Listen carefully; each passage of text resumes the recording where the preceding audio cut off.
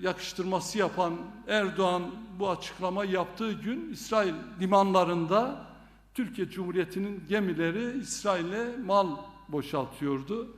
Gazze'yi sınırlandıran beton duvarlarla Ramallah'ı çevreleyen beton duvarların çimentosu Türkiye'den gidiyordu.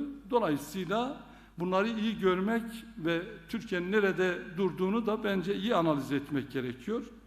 Bu iki yüzlü siyasetin artık son bulması gerektiğini bir kez daha belirtmek istiyoruz.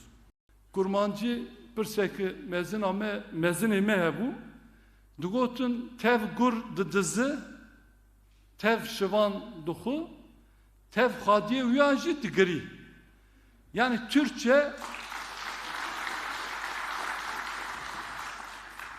Türkçe koyunu kurtla öldürüyor, çobanla birlikte pişirip yiyor, sahibiyle de oturup ağlıyor. İşte Türkiye'nin Gazze'de tam düştüğü durum buna benzer bir durumdur.